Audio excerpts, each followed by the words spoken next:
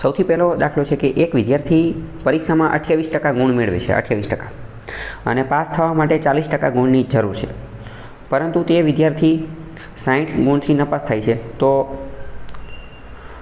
જે છે એ કુલ કેટલા ગુણ હશે કે એવી રીતનો દાખલો છે.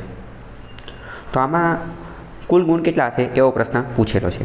પ્રશ્ન અલગ અલગ પૂછી શકે, એવું પૂછી શકે કે તો વિદ્યાર્થીએ કેટલા ગુણ મેળવેલા હશે, અથવા પાસ થવા માટે કુલ કેટલા ગુણની જરૂર હશે. અહીંયા આપણે દાખલો એવો પૂછેલો છે કે કુલ કેટલા ગુણ હશે.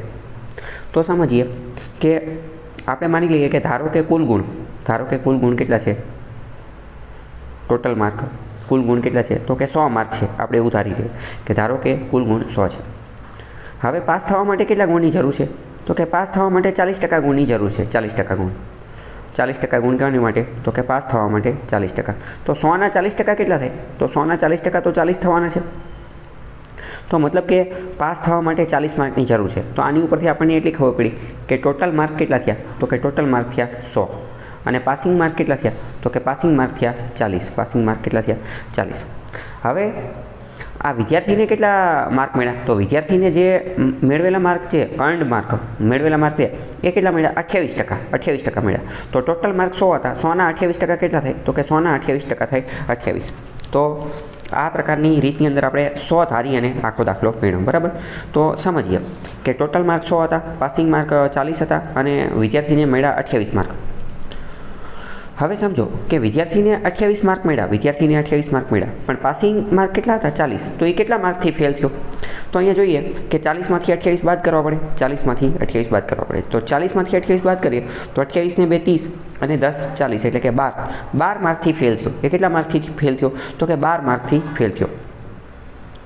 તો કે ફેલ બાય 12 માર્ક, તો 12 માર્કથી ફેલ. પણ આપણે રકમ ધ્યાનપૂર્વક જોઈએ તો આપણને ખ્યાલ આવે છે કે વિદ્યાર્થી 12 માર્કથી ફેલ નથી થયો. કેટલા માર્કથી થયો છે, 60 માર્કથી. અહીંયા જો વિદ્યાર્થી 60 ગુણથી નપાસ થયો છે, તો વિદ્યાર્થી 12 માર્કથી નહીં પણ 60 માર્કથી ફેલ થયો છે. તો 12 કરતાં 60 કેટલા ગણા છે, 5 ગણા છે. તો એનો મતલબ એમ કે આ તમામ રકમ પણ એની કરતાં 5 ગણી હશે. 100 પણ 5 ગણા હશે, 40 પણ 5 ગણા હશે, અને 28 પણ 5 ગણા હશે. તો ટોટલ માર્ક 100ના 5 ગણા એટલે કે 500 હશે. પાસિંગ માર્ક એના 5 ગણા, 40ના 5 ગણા, તો 4 × 24 એટલે કે 200 હશે. અને અર્ન માર્ક મેળવેલા માર્ક એ 28, એ પણ એની કરતાં 5 ગણા હશે. તો આવી રીતે આખો દાખલો જે છે એ ગણી શકાય. ફરીથી આખો દાખલો હું તમને ચલાવી દઉં કે એક વિદ્યાર્થી 28% ગુણ મેળવે છે, પાસ થવા 40% ગુણની જરૂર છે, અને તે 60 ગુણથી નપાસ થયો, તો કુલ ગુણ કેટલા હશે. તો આપણે એવું માની લઈએ કે ટોટલ માર્ક જે છે એ 100 હશે, એવું આપણે માની લીધું.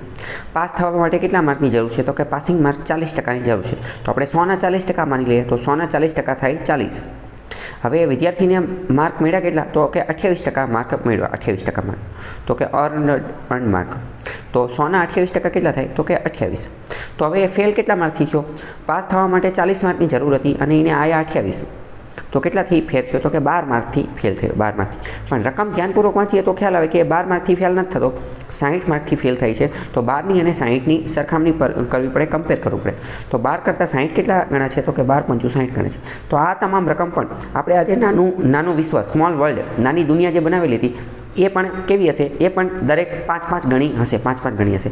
તો ટોટલ માર્ક 100ના 5 ગણા એટલે કે 500 હશે.